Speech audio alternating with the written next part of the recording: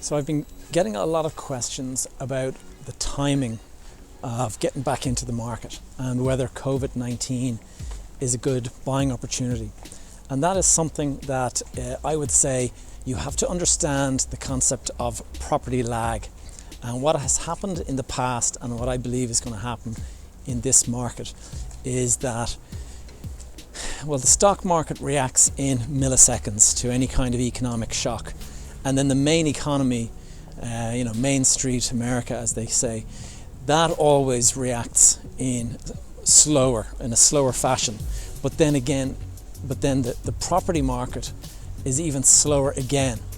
And what happens is, the stock market in America is just detached from reality.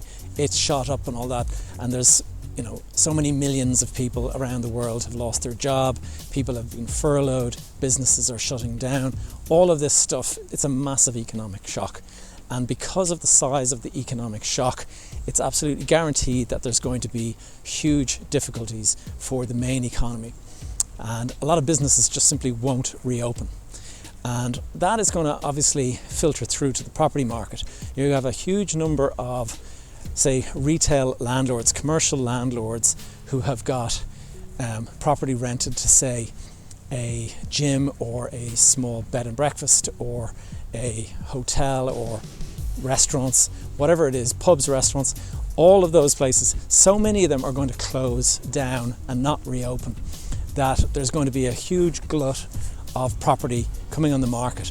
But it's going to take some time because people do not just simply accept that they've lost everything. They try to hold on for as long as they can, and it takes time for banks to come after you. And I mean, you miss a payment, you miss a couple of payments, they give you an opportunity to rectify it.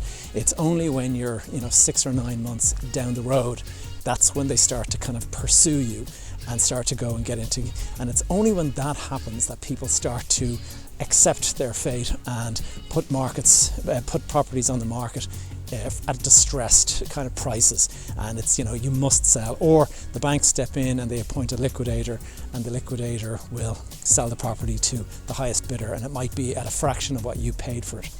So this is all stuff I cover on my podcast Behind the Facade, and I talk also a lot about the mental game and the mindset required to outlive the market when it turns nasty.